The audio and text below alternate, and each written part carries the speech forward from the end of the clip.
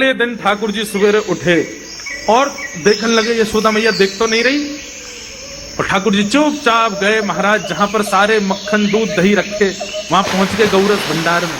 और गौरस भंडार में एक मटकी के ऊपर से ढक्कन हटाए करके जैसे ही ठाकुर जी ने हाथ जोड़ के पानो प्रारंभ किया, सामने एक खंबा था, उसमें मणि लग रही थी। आज पहली बार 3.5 वर्ष की आयु में ठाकुर जी ने अपना प्रतिबिंब देखा। ठाकुर जी ने जैसे ही प्रतिबिंब में अपने रूप को देखा, अपने रूप को देख करके ठाकुर जी बोले, हो तू भी आयो यहाँ चोरी करवे? अपने आप से बात कर रहे हैं ठाकुर जी। अरे मैंने कही तो हती अपने अपने घर में चोरी करनी है, तू दारी के मेरे घर में आगो चोरी करवे? ठाकुर जी अपने प्रतिबिंब से बात कर रहे हैं।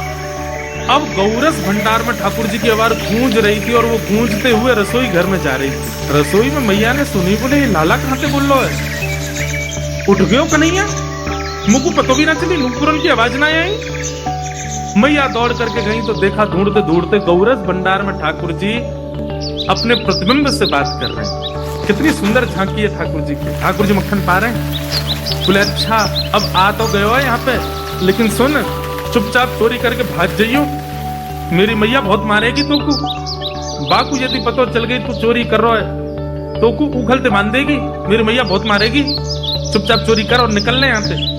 ठाकुर जी चोरी की बात कर रहे थे, यशोदा मैया ने पीछे से सुनी, लाला ओ कन्हैया। ठाकुर जी घबरा गए, मैया कैसे आ गई? हाँ मैया, कौन से बात कर रहे हो तू? अरे मैया देख हमारे घर में चोर घुसायो है। अपने प्रतिबिंब को दिखा करके ठाकुर जी कह रहे हैं, देख मैया हमारे घर में चोर घुसायो, जे चोरी कर रहे हो हमारे यहाँ के मक्खन की, तो मैया को पकड़वे आयो हूँ। नन्हे से गोपाल, बहुत मधुर लीला। मैया हंस भी रही है और क्रोध भी कर रही। बोले अच्छा जो चोरी कर रहे हो? बोले हाँ।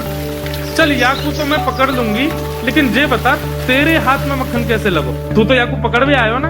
अब मैया याकी मैं कहा बताऊं, तेने मेरे हाथ में पद्म राग के ऐसे ऐसे बढ़िया कंगन पहना रखे हैं, कड़ूला पहना रखे हैं सोने के। जब मैं धूप में निकलूं ना तो धूप की किरण से मुंह को बहुत जलन है जाए हाथ में। तो कल मेरे सखा मधुमंगल ने मुझसे कही, बोले लाला जे जलन तेरी दूर रह जाएगी, तू मक्खन में हाथ बोर लियो अपनो, सोई तेरी जलन दूर रह जाएगी। या हमारे भैया जलन हटावे के काजी मैंने हाथ बोरो है। भैया बोली अच्छा चल लाला, यहाँ तो तेरे जलन है नहीं और यहाँ मक्खन कैसे लगो?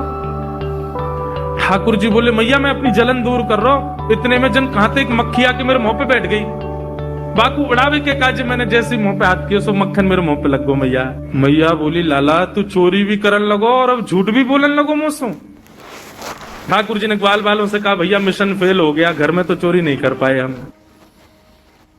ऐसी ही वीडियो को देखने के लिए चैनल को सब्सक्राइब जरूर करें। धन्यवाद। कोई गलती हुई हो तो कृपया माफ करें।